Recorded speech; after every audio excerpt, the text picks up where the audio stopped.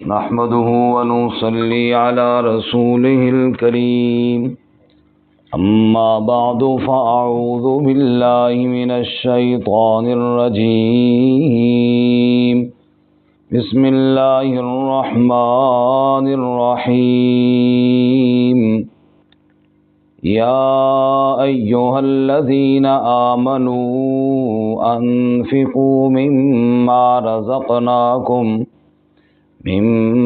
رزقناكم من قبل أن يأتي يوم لا بيع فيه ولا خلة ولا شفاعة والكافرون هم الظالمون سبحان ربك رب العزة عما يصفون وسلام على المرسلين والحمد لله رب العالمين اللهم صل على سيدنا ومولانا محمد وعلى آل سيدنا ومولانا محمد وعلى آله وأصحابه أجمعين معزز سامعین، سورۃ البقرہ میں جہاد فی سبیل اللہ اور انفاق فی سبیل اللہ کا مسئلہ اس مقام پر بیان اکثر ہو رہا ہے۔ تو اس سے پچھلے دروس میں 3-4 اسباق میں جہاد کا مسئلہ تھا اور بنی اسرائیل کا وہ واقعہ جہاں انہوں نے جہاد سے اپنے آپ کو بھگانا اور بچانا چاہا، وہ بیان ہوا۔ پھر وہ مخلص لوگ جو حضرت طالوت کے لشکر میں شامل ہوئے کہ اللہ تعالیٰ نے ان کو کیسے فتح عطا فرمائی۔ آخر میں سارے واقعے کو رسالت مآب صلی اللہ علیہ وسلم کی نبوت کی صداقت کی دلیل کے طور پر پیش فرمایا۔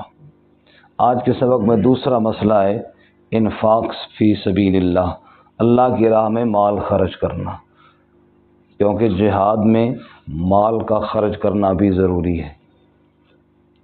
اصل میں تو بندگی نام ہی اس چیز کا ہے کہ اللہ تعالیٰ کے حکم پر سب کچھ قربان کر دینا، جان کی ضرورت ہو تو جان دینا اور مال کی ضرورت ہو تو مال دینا۔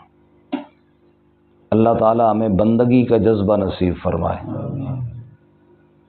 بہرحال آج کے سبق میں مال خرچ کرنے کی ترغیب ہے، اور ترغیب کا انداز یہ ہے کہ ایمان والو اللہ کی راہ میں اس دن کے آمد سے پہلے خرچ کرو کہ جس دن کاروبار کوئی نہیں ہوں گے۔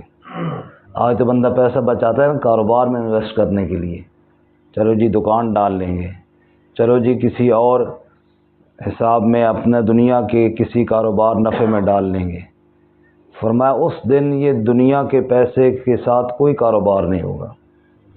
دنیا میں پیسہ دوستوں پہ لگاتے ہیں، آپ دیکھ لیجئے، غریب آدمی بھی ہوگا، آج کے دور میں آپ دیکھیں 5-6 بندے آ گئے چائے شائے پینے کے لیے بیٹھ جاتے ہیں، ظاہر ہے ان کو چائے تو بندہ پلاتا ہے دوستی میں، تو کچھ بھی نہ ہو تو 1000 روپے لگ گیا وہاں پہ چائے پانی پہ، اور اللہ کے نام پہ 10 روپے دینے کے لیے تیار نہیں ہوتے، دوستیوں میں لگاتے ہیں۔ اللہ فرماتے ہیں ایک دن ایسا آنے والا ہے جس دن دوستیاں ختم ہو جائیں گی، اس دن یہ والا کام آئے گا جو اللہ کے لیے دیا ہوگا، دوستیوں پہ لگائے ہوئے کام نہیں آئیں گے۔ اسی طرح دنیا کے اندر سفارشیں کام آ جاتی ہیں۔ بعض دفعہ بندہ خرچے سے بچ جاتا ہے کیونکہ سفارش ہو جاتی، چلو جی انہوں نے فری دے دو، چلو جی انہوں نے رعایت کر دو۔ ایک دن ایسا آنے والا ہے جس دن سفارش بھی کام نہیں آئے گی۔ 3 چیزوں کا ذکر اللہ نے کیا، تجارت نہیں ہوگی، دوستی نہیں ہوگی، سفارش نہیں ہوگی۔ اس دن کے لیے کچھ اپنے ساتھ خرچہ لے لو، اس دن کے لیے کوئی دے دو، اس دن کے لیے کوئی اللہ کے نام پہ دو جو وہاں پہ کام آئے۔ اور رسول اللہ صلی اللہ علیہ وسلم نے ارشاد فرمایا حدیث مبارکہ میں، اتقوا النار ولو بشق تمرہ، ایک کھجور کا ٹکڑا ہی ہو نا، اسی کے ذریعے جہنم سے اپنے آپ کو بچاؤ۔ آپ صلی اللہ علیہ وسلم نے ارشاد فرمایا تم میں سے ہر بندہ محشر کے دن اپنے رب کے سامنے پیش ہوگا، آگے دیکھے گا تو اعمال، دائیں دیکھے گا تو نہ دائیں جانب دیکھے گا تو اعمال، بائیں جانب دیکھے گا تو اعمال، سامنے دیکھے گا جہنم کی آگ بھڑک رہی ہوگی۔ عمل ہوگا دائیں بائیں یعنی اچھے برے اعمال، تو تب اس سے بچ پائے گا، اور اگر اعمال نہیں ہے تو اور کوئی چیز کام آنے والی نہیں ہے۔ ہر ملک کی اپنی کرنسی ہوتی ہے۔ جب ہم سعودی عرب جاتے ہیں تو اپنے پاکستانی روپے چینج کر کے ریال لے کر جاتے ہیں، یا کسی اور ملک میں جاتے ہیں تو اس کی کرنسی لے کر جاتے ہیں۔ ہم جانتے ہیں کہ وہاں یہ والی کرنسی نہیں چلتی جو میری جیب میں ہے۔ اللہ تعالیٰ فرماتے ہیں تم آگے جس جہان میں آ رہے ہو یہ والے کام نہیں چلیں گے جو دنیا میں چلتے ہیں۔ جیب میں پیسے ہیں، کوئی پرواہ نہیں، مہمان آ گئے جی کھانا بھی منگوا لیں گے، چائے بھی ہو جائے گی، سب کچھ ہو جائے گا۔ وہاں پہ جیب میں پیسے نہیں، وہاں پہ اعمال نامے میں اعمال کا ہونا ضروری ہے۔ وہاں پہ یہ والی کرنسی چلے گی، یہ والی کرنسی ساتھ لے کے آؤ۔ ہارون الرشید مشہور بادشاہ تھا، اس کے پاس بہلول جو ایک سادہ طبیعت کا درویش آدمی تھا، وہ آتا رہتا تھا، اور اس نے کہا ہوا تھا کہ اس کو نہ روکا کرو، یہ آنے دیا کرو، یہ خوش طبی کی باتیں کرتا ہے، کوئی فقیر ٹائپ آدمی ہے، کوئی سچی سچی باتیں کر دیتا ہے تو میرے لیے اصلاح ہوتی ہے۔ تو وہ پھر ایسے بندے کے ساتھ ہر بندہ چھیڑ چھاڑ بھی کرتا ہے، گپ شپ بھی کرتا ہے۔ ایک دن بہلول گیا نا ہارون کے پاس، تو ہارون کے ہاتھ میں ایک چھڑی تھی۔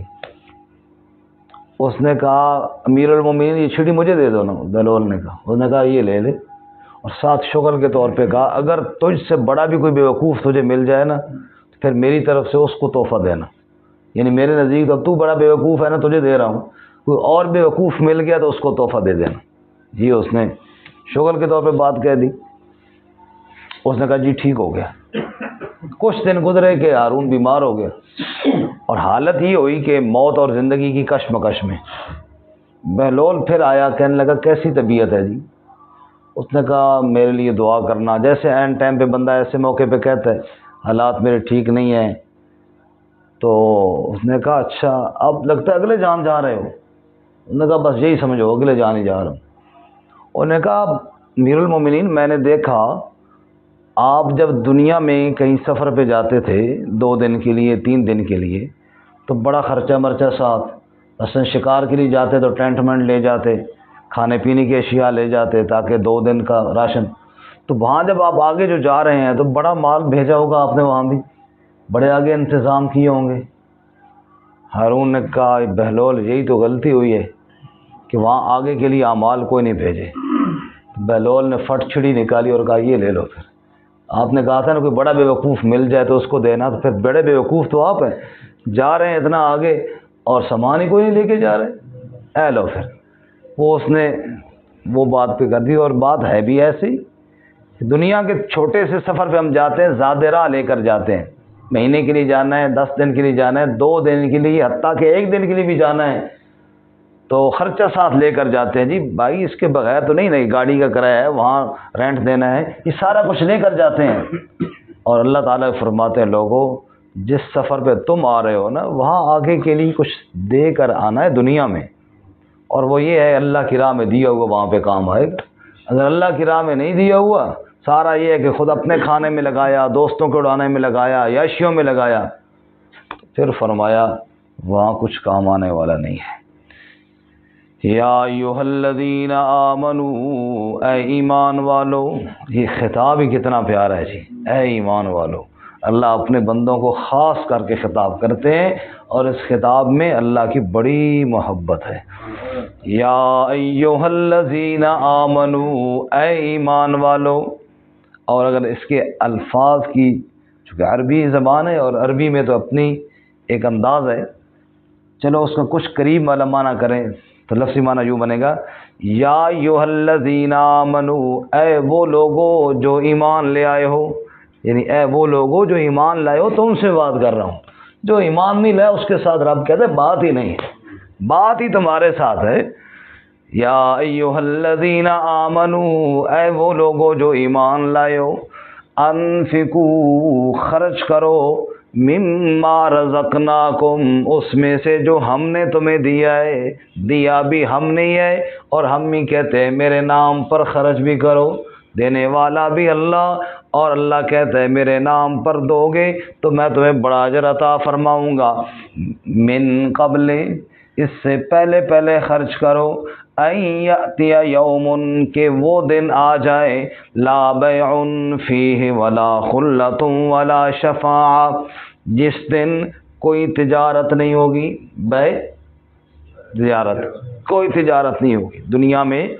چلو جناب پیسے دیے تو تجارت میں لگائے، نفع زیادہ آ گیا، اللہ فرماتے ہیں وہاں پہ کوئی تجارت نہیں۔ بازار میں گئے، آپ کے پاس پیسے ہیں، سامان مل گیا، وہاں پیسے ہوں گے تو جنت ملے گی، ایسا کچھ نہیں ہوگا، کوئی تجارت نہیں۔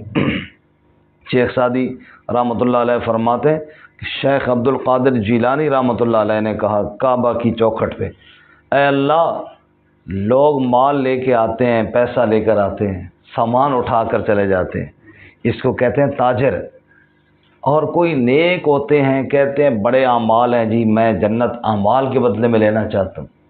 یا اللہ میں تاجر بھی نہیں ہوں اور بہت بڑا اعمال والا بھی نہیں، میں تو گداگر اور فقیر ہوں، میں تو بھیک مانگنے کے لیے آیا ہوں، اے اللہ مجھے اپنی رحمت عطا فرما دے۔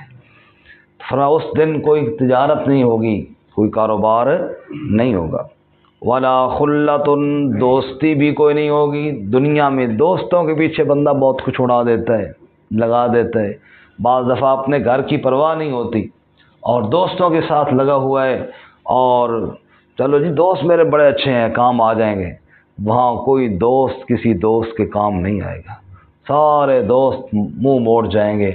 دوست کہے گا یہ جاتا ہے جہنم میں 100 بار جائے، بس میں بچ جاؤں، میں اپنی آپ کو بچانے کی فکر میں ہوں۔ اللہ فرماتے ہیں اس دن کے لیے کچھ تیاری کی ہے تم نے، جس دن دوستیاں سب چھوٹ جائیں گے۔ اور ولا شفاعہ، سفارش بھی کوئی نہیں ہوگی۔ سفارش کی 2 قسمیں، ایک شفاعت قہریہ اور دوسری شفاعت باذنی۔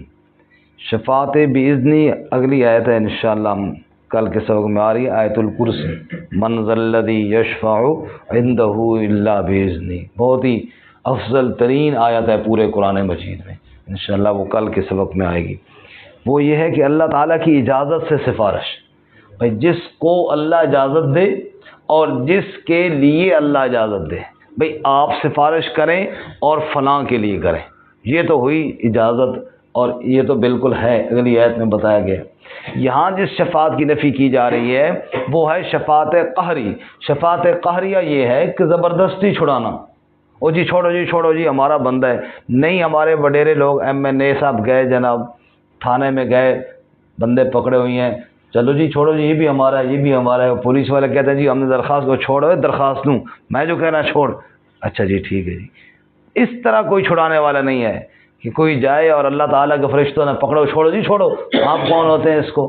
جیسا کہ لوگوں نے کہانیاں بھی بنا رکھی ہیں نا، ایسی کئی کہانیاں آپ نے سنی ہیں، سوشل میڈیا بھرا پڑا ہے کہ جناب اگر پکڑے بھی گئے نا، بزرگاں فلانے آخنا ہے، میرے پیر مرشد آخنا ہے، چھوڑو جی اس نو چھوڑو۔ عجیب عجیب کہانی ہے۔ اس دن ایک پیر صاحب فرما رہے، وہ سگت جی اگر غلطی نہ جہنم میں چلے بھی گئے نا تو پتہ لگ گیا ساڑھے مرشد نو تو انہیں جہنم وچ وڑ کے تو ان کو ڈالنا۔ میں نے کہا ٹھیک، مرشد نے علاج بھی چنگا کیتا نے بھائی، جہنم وچ وڑ کے نا مرشد جہنم وچ گئے تو آرام نہ بھی آ جاسی وہ جہنم وچ وڑ جاسن بادشاہ۔ عجیب و غریب کہانیاں، ایسے اکثر نام تو نہیں لیتا ہوں لیکن اس طرح کے کفر کا نام بھی لینا چاہیے، تو کفر ہے نا۔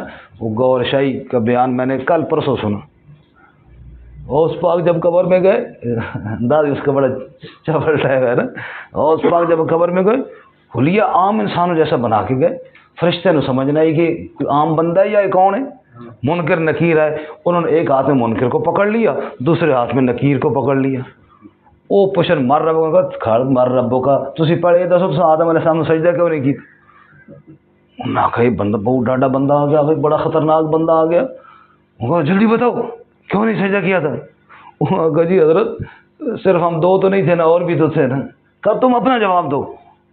وہ جناب غوث پاک نے بڑی پھینٹی لگا دی دونوں فرشتوں کی، نعوذ باللہ من ذالک، کفر نہیں تو اور کیا ہے، یہ مذاق ہے نا اللہ کے احکامات کے ساتھ۔ پھر اچھا چلو چھوڑو جی ہم پوچھ کے آتے ہیں. فرمایا نہیں تمہیں چھوڑوں گا تو تم واپس کدھر آؤ گے؟ تم تو بھاگ جاؤ گے. ایک کو چھوڑتا ہوں، تم جاؤ اور باقیوں سے بھی پوچھ کے آؤ اور اللہ سے بھی بات کر کے آؤ، دوسرے کو میں پکڑے رکھوں گا اس وقت تک جب تک جناب تم دوسرا واپس نہیں آئے گا. تو وہ مشکل سے جناب ایک فرشتے کی جان چھوٹی، نعوذ باللہ. بالکل یہ آپ سوشل میڈیا پہ موجود ہے. ایک فرشتے کی مشکل نہ جان چھٹی اور پھر وہ گئے اللہ سے بات کی. بندہ بوڑھا ڈا کوئی آ گیا، دونوں فرشتوں کو مروڑ لیا اس نے اور چھوڑتا ہی نہیں ہے. اللہ فرمایا تو انہوں پتہ ہے کون ہے؟ نعوذ باللہ. اللہ کا پتہ ہے نے کون ہے؟ او دے نال پنگا نہ کرو، دی منت کرو تے جان چھڑاؤ اپنی. نعوذ باللہ من ذالک. اب بندہ اس سے پوچھے بھئی قبر دی گل تینوں کس نے دسی ہے؟ تجھے کس نے بتائی؟ سارے آگے واہ واہ کر کے تو جناب نعرے لگا رہے ہیں. کوئی یہ نہیں پوچھتا بھی بات تو قبر کی ہے نا، یہ خبر تیرے تک پہنچی کیسے ہے؟ تو یہ کہانی ساری کس نے بتائی ہے؟ نہیں، بس ٹھوکی جا رہے ہیں اور سنائی جا رہے ہیں. مذاق بنایا ہوا ہے اللہ تعالیٰ کے احکامات کے ساتھ. اور گمراہی کس کو کہتے ہیں؟ سارے سبحان اللہ اور نعرے جناب دھڑا دھڑ. آگے یہ نعرہ لگ رہا ہے جس سے ہم نے ہدایت پائی، گوہر شاہی گوہر شاہی، یہ نعرہ لگ رہا ہے. آگے چنگی ہدایت پائی نا بھائی، یہ ہدایت ہے. تو اللہ تعالیٰ کا قرآن کیا کہہ رہے ہیں؟ ولا شفا. اور یہ کہانیاں الٹی سیدھی تب لوگوں نے مانی ہیں جب یہ قرآن مجید کو چھوڑ دیا. پھر جو کہانی آئی کس کے منہ میں وہ سنائی، اگر کہا سنا جو وہ ہے، اس سے آگے سنا ہی نہیں ہے کہ اللہ تعالیٰ کا کلام کیا کہہ رہا ہے. مذاق نہیں ہے بھائی.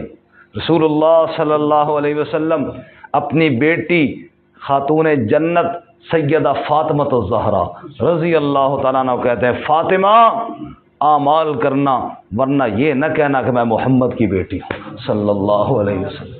کائنات میں محمد صلی اللہ علیہ وسلم سے بڑا اور تو کوئی نہیں ہے نا. دو ٹوک الفاظ میں اپنی بیٹی کو سمجھا رہے ہیں.